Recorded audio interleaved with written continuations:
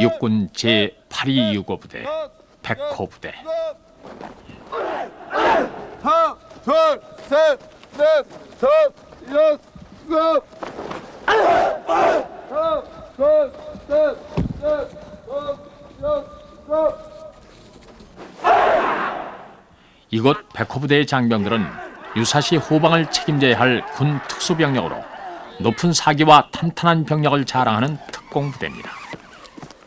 상대 하강 준비 끝. 뛰어! 1번! 2번! 3번! 한명 더! 들어보자!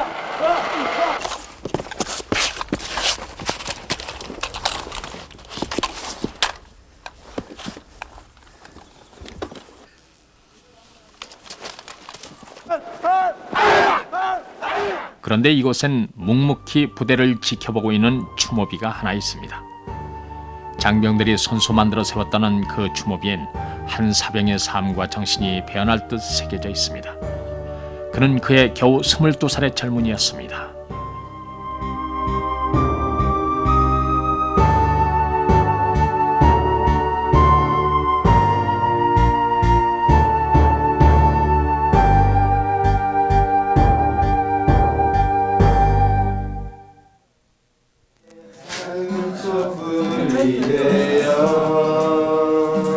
양희찬.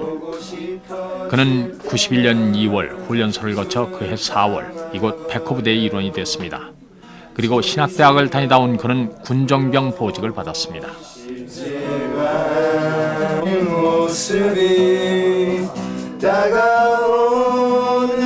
유상병은 형님 같은 선배였고 아우 같은 후배였습니다.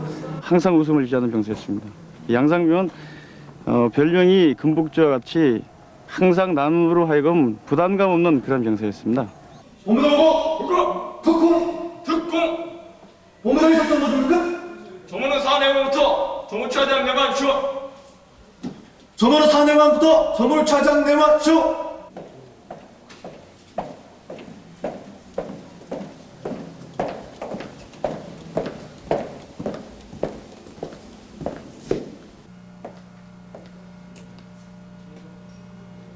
요즘 아픈 사람 있나?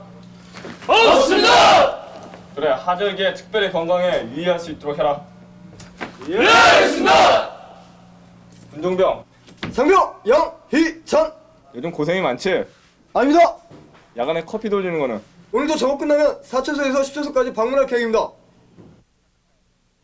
부대 내 상급자들까지도 익히 알고 있는 양상병의 봉사활동은 모두들 자유시간으로서는 일과 후의 일이었습니다. 맛있어? 예, 따뜻하게 맛있습니다. 맛있기는 무슨 설탕 너무 많이 들어가지 않았어? 아니, 괜찮습니다. 좀만 더 고생해. 예, 수고해. 고맙습니다. 수고하십시오. 응. 예. 이제 몇 군데 좀 남았죠? 사람 좋은 그에겐 항상 다른 사람도 많았고 선후배, 동료 모두들 그를 아꼈습니다. 원래 사천이라는 동네 그렇잖아. 일조량이 양상병은 군정병이었습니다. 예. 군정병의 일과라는 것이 일과가 끝난 이후에 초소 위문이라든가 이런 것을 하기 때문에 상당히 좀 피곤한 일입니다. 양상병은 비가 오나 눈이 오나 초소 위문을 한다든가 항상 그러한 식으로 병사들에 대한 위로 활동을 많이 했습니다. 양상병은 또 재주가 능해가지고 그러던 어느 날이었습니다. 양상병은 며칠 전부터 몸살 기운이 있다고 의무대를 찾았습니다. 그리고 그는 별 맞고는 돌아갔습니다.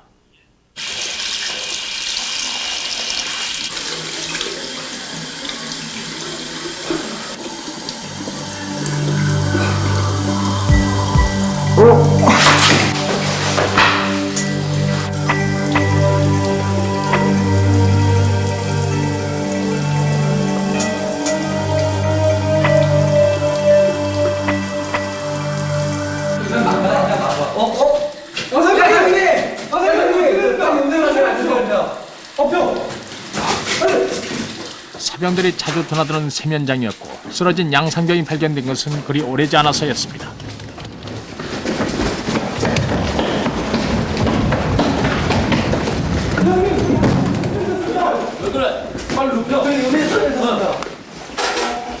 양상병!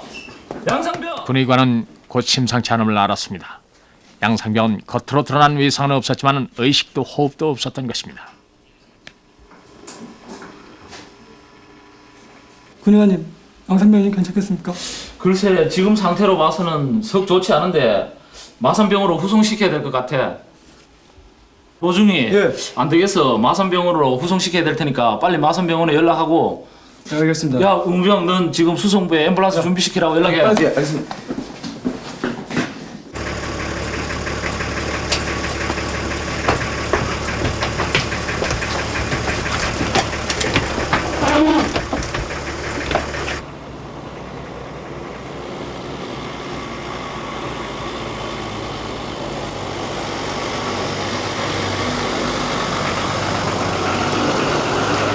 전화를 받으면 시계를 보니까 12시 10분 정도 됐어요, 밤.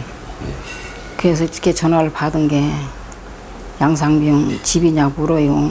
그게 그렇다고. 그래, 그 양상병 집이냐 헐적이 그때 가심이 덜컥 하더라고요. 그럼 어머니 놀라지 마시고 들으세요 그러더라고요. 그럴 때 양상병이 좀 절도를 해서 절도한 것 뿐이니까 어머니 놀라지 마세요 하더라고요. 그래서 이게 놀라지 말란다고 해도 그게 안 놀라져요. 가심이 덜커덕 하죠. 그래 왜 그러시냐고 그랬더니 지금 웃을 수만 있으면은 어머니 좀 오셨으면 좋겠어요 그러면서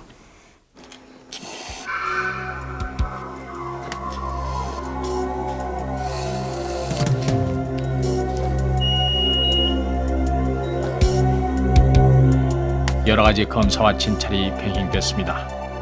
그러나 이미 별 도리가 없는 듯했습니다. 양상병은 뇌 기능이 전부 상실된 채 인공호흡기에 의해 단지 심장이 뛰고 있을 뿐이었습니다. 말 그대로 뇌사 상태였던 것입니다. 혈중도 크고 혈중이 내려가지고 가능성이 거의 없다고 봅니다.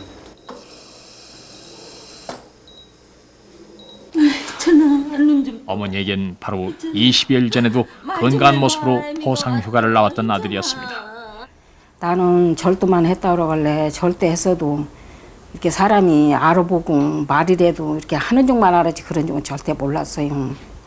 그랬더니 갔더니 아무것도 모르고. 환자를 보셨다면 짐작하시겠지만은 환자가 저기 병원에 올 때부터 자가 호흡이 없는 상태였고 그리고 동공이 다 연료가 고정되어 있는 상태입니다. 그러면 심리학적으로 이야기할 때 일할 종합적으로 보면은 환자가 혼수 상태에 빠졌다는 것을 이야기합니다. 그리고 또한 그 환자가 그 뇌 컴퓨터 단층 촬영상 큰 혈종이 있습니다. 그 큰 혈종이 있으면서 그 뇌를 누지르기 때문에 뇌가 많이 밀려 있으면서 뇌가 많이 부어 있는 상태입니다. 이런 상태에서 저희들이 최선을 다해봤지만 거의 가능성이 없을 것으로 사료됩니다.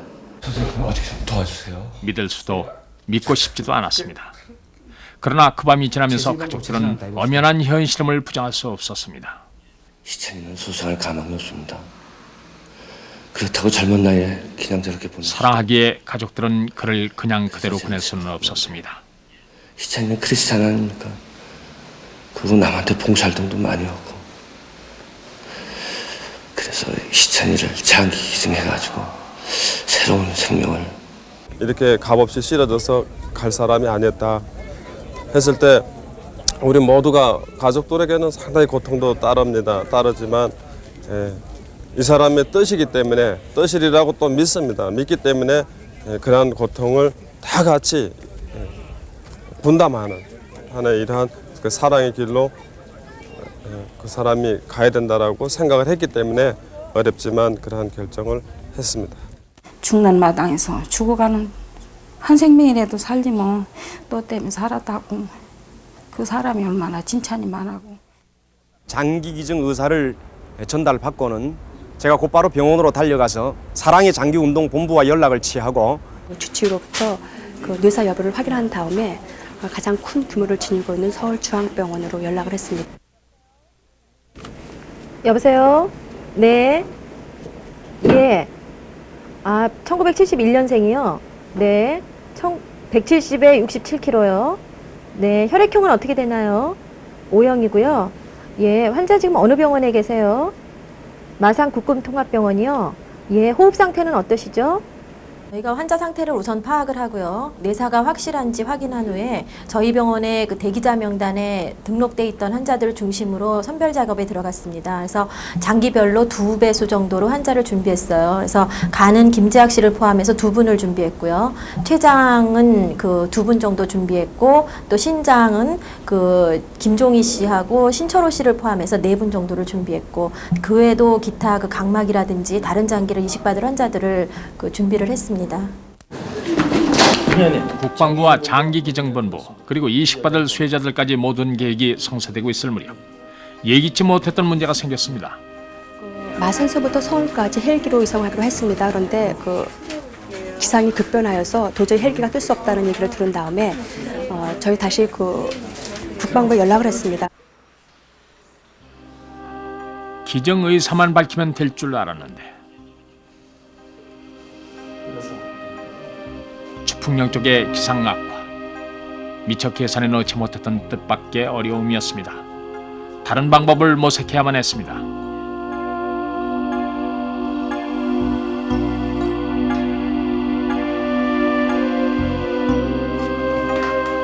네, 저는 김성주입니다. 아, 그렇습니까? 됐습니다. 유가족의 뜻을 헛되지 않게 하기 위한 관계자들의 노력 끝에 뜻이 있는 곳에 길이 열렸습니다. 국방부의 기민한 대처와 협조였습니다. 일단 헬기로 공군 기지까지, 그리고 그곳에서부터는 기상 변화에 강한 공군 수송기가 서울까지 지원되기로 결정됐습니다.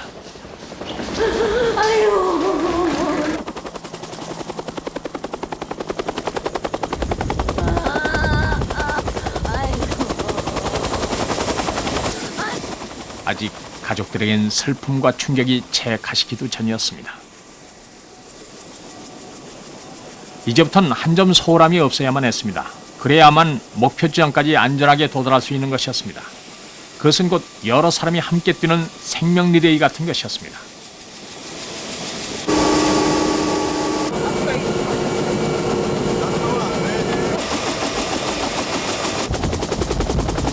이렇게 수송작전에 첫 발을 내디딘 것은 사고 다음 날인 27일 오후 3시 40분경.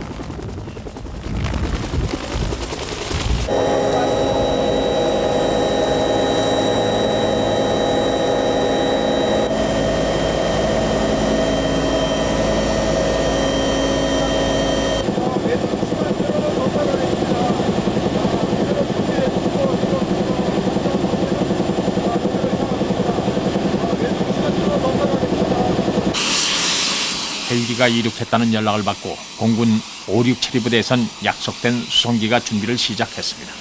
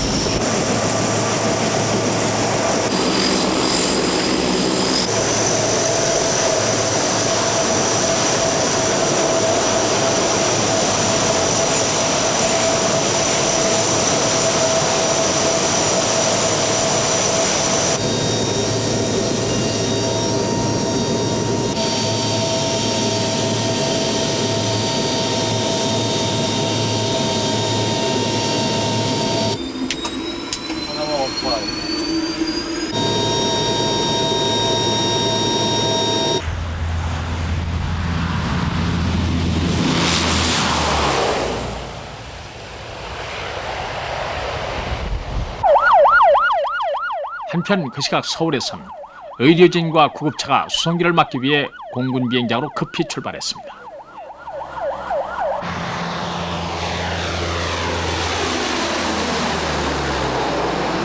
그때부터 저희도 그 이식을 받을 수혜자분들께 그 대구로 전부 연락을 해서 병원으로 오시도록 했고요. 오셔서 그 이식에 필요한 여러 가지 검사를 시행했고, 그 검사가 나온 그 결과 수혜자가 선정이 됐습니다.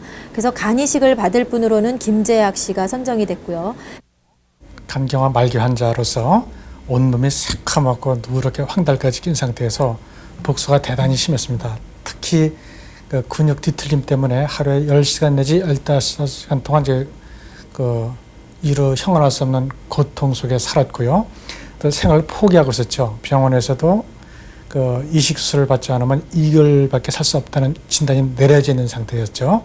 신장과 췌장 이식을 받을 분으로는 신철호 씨가 선정이 됐고, 사회에서 모든 일체를 포기하지 않고는 단지 생명영명을 얼마만큼 연장할 수 있느냐 하는 정도의 저거지 더 좋아진다는 보장이 없었어요. 그러니까는 뭐 절박한 이치에 있었죠.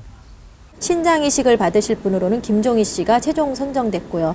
투석 생활을 하면서 영양결핍이라든가 또는 이 신체 여러 가지 합병증이 오니까 생명보장을 못 하는 거죠. 그래가지고 산다는 그 의욕이 사실상 상실을 했었어요. 그렇게 절박한 생과 사의 기록에 서있던 이들에게 빛이 되고자 22살 양상병의 생명리레이는 한치의 오차도 없이 마지막 목표 지점을 향해 달려오고 있었습니다.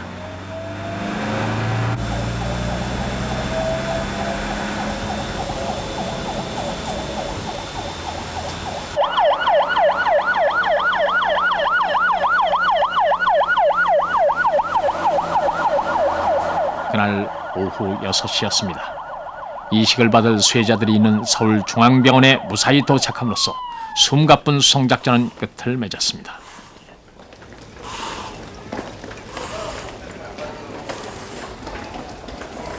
양희찬 상병은 이미 그 병원에서 뇌사 판정을 받고 저희 병원으로 전원이 됐지만 더 정확을 기하기 위해서 뇌사 확인 절차를 한 번 더 거쳤습니다. 그 뇌사 확인 절차라는 것은 다시 말씀드리면 신경학적으로 뇌 상태라는 것을 의사가 먼저 확인을 하고 그것을 검증하기 위해서 뇌파 촬영을 하게 됩니다. 그리고 뇌사 판정은 정확을 기하기 위해서 2번 연속해서 12시간 간격을 두고 검사를 하게 되어 있습니다. 그래서 양희찬 상병 같은 경우에는 2차례에 걸친 뇌파 검사에서 뇌사라는 것이 확인이 되었기 때문에 이제 장기 적출을 위해서 술방으로 옮겨주게 되었습니다. 서울로 옮겨진 다음 날인 28일 오전 10시 50분. 사고가 난 지 만 하루 반 만이었습니다. 사랑하는 사람의 장기를 기증하는 가족들의 마음을 세상 사람들은 이해할 수 있을까? 그 고통을 조금이라도 공감할 수 있을까? 어머니 홍순자 씨에겐 아직도 미련이 남는 막내 아들이었습니다. 기증은 한다고 하고서 갔어도 그런 큰 병원에 가면 좀 혹시나 살을라나 좀 깨날라나 그렇게 생각을 했었지. 마지막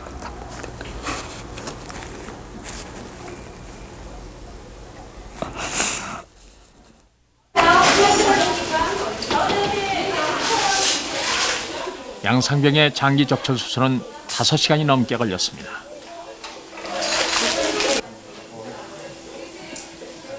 그렇게 22살 양희찬 상병은 새로운 장기가 아니라면 천대의학의 어떤 치료법으로도 소생할 수 없는 환자들에게 아낌없이 생명을 나눠주고 있었습니다. 이식 수술은 8월 28일 오후 5시부터 그 이튿날 8월 29일 오전 9시까지 이루어졌습니다. 그 간이식 수술이 가장 시간이 오래 걸렸고요. 그리고 췌장과 신장 동시 이식, 그리고 또 한 분의 신장 이식이 계속 연이어서 이루어졌고, 각막 이식 2분이 그 수술이 계속 연이어서 시행이 됐습니다. 이렇게 해서 5분의 환자가 전부 그 새 생명을 얻게 됐고, 굉장히 그 긴 시간에 걸쳐서 수술은 이루어졌지만 전부 그 성공적으로 수술이 이루어졌습니다.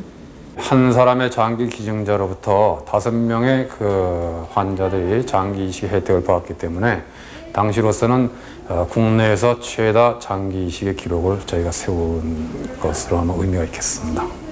그 당시로는 상당히 그 결정이 어려웠던 장기 기증이라는 것을 결정해 주신 데 대해서 개인적으로 우선 굉장히 감사를 드리고, 고인의 그러한 뜻에 대해서 저희가 항상 지금도 그러한 그 숭고한 뜻을 기리면서 저희 그 의료인의 입장에서는 그런 분들의 뜻에 그 실망을 주지 않게끔 저희 저 나름대로 최대한의 노력을 해서 좋은 그 장기 이식 수술의 결과를 맺도록 저희가 항상 노력하는 하나의 채찍으로 저희가 항상 생각하고 있습니다.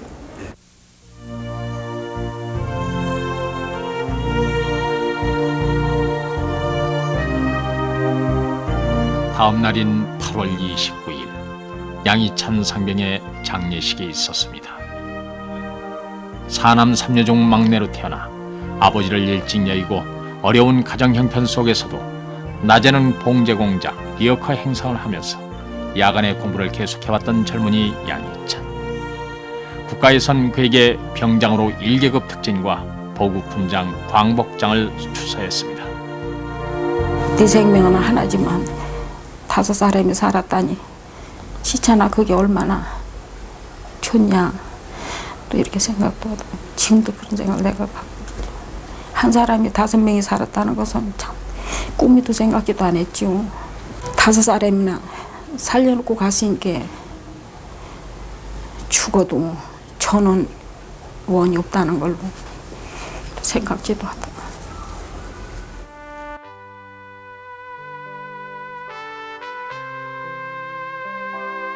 고 양희찬 병장은 어머니가 살고 있는 대전 근교의 국립묘지에 잠들어 있습니다.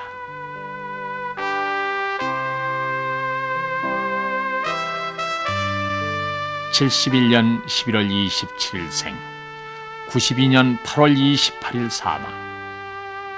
고 양희찬. 22살 그의 삶은 우리 모두의 가슴 속에 오래오래 남을 것입니다. 그는 우리 모두의 아들이었습니다. 현역 군인으로서는 그 최초로 장기를 기증한 것에 대해서 의미를 둘 수가 있습니다. 그리고 두 번째는 당시만 해도 장기 기증이라는 것이 별로 활성화되지 않았었는데 그 양희찬 상병이 장기를 기증함으로 인해서 국민들 사이에 인식이 많이 확산되었습니다. 그리고 세 번째는 간장, 췌장, 신장 둘, 각막 그 모두를 다 기증함으로 인해서 5명이 새로운 삶을 누리고 있습니다. 그분들 모두 다 아주 건강하게 살고 있는 것으로 저희는 알고 있습니다. 현재 한 컴퓨터 업체에서 누구보다도 활동적으로 일하고 있는 김재학 씨. 양상병에게서 간을 이식받기 전 흑빛에 가까운 얼굴색과 복수가 차서 1m가 넘는 허리로 그는 2개월의 시한부 삶을 거의 끝내가고 있었습니다. 뭐 이렇게 오래 살이라고는 생각을 못했습니다만은 앞으로 2달만 있으면 만 3년을 살게 됐는데 이제는 이제 좀 더 자신을 갖고 좀 더 활발하게 이런 그 말기 가난자들의 이식과 또 장기 기증에 대해서 그 활동을 하려고 합니다. 일주일에 2번씩 온몸에 피를 걸러내는 5시간짜리 혈액 투석을 받으며 5년을 신장질환으로 고생했던 김정희 씨. 그에겐 그저 마음대로 소변 한 번 보는 것이 소원이었던 때가 있었습니다. 그런 김정희 씨가 지난해엔 누구보다도 건강한 모습으로 회갑을 맞았습니다. 김정희 씨는 요즘 정말 다시 사는 느낌입니다. 그렇게 연락을 취해주셔서 일단 감사한 마음이 아마 이루 말할 수 없는 거죠. 기증하신 분들이 이렇게 어려운 결단 또 남이 하지 못하는 그런 일에 대한 그 경외심이랄까 이건 뭐 얘기할 수 없는 거죠. 새로운 인생을 산다는 뜻으로서 내가 참 정직과 사회 봉사함으로써 그분들에 대한 보답할 수 있는 그런 신철호 씨의 학사모는 그 자신은 물론 외동아들의 병수발을 해온 부모님에게도 믿어지지 않는 것이었습니다. 92년 당시 23살로 양상병 또래였던 신철호 씨는 신장과 췌장을 동시에 이식받았습니다. 그리고 그는 7살 때부터 시작됐던 17년간의 투병 생활에서 새롭게 태어났습니다. 그 양상병한테 받았고 그리고 제가 해줄 수 있는 어떤 그 비중이라는 것은 어느 정도 되는지는 모르죠. 제가 뭐 진짜 손톱보다도 조금 할 수 있고 아니면은 주먹보다도 더 많이 할 수 있는 어떤 그런 것들이 있겠지만 그런 어떤 개념을 떠나서 제가 이 사회에서 이바지할 수 있는 무언가가 있다라면은 그것을 위해서 최선을 다하겠다. 라는 어떤 그런 생각이 많이 좀 더 들고요. 한 알의 밀알로 주고 많은 열매 맺은 믿음의 전우 양이찬. 꽃다운 한 생을 오직 사랑의 실천자로 조국에 충성하고 이웃에 헌신하다.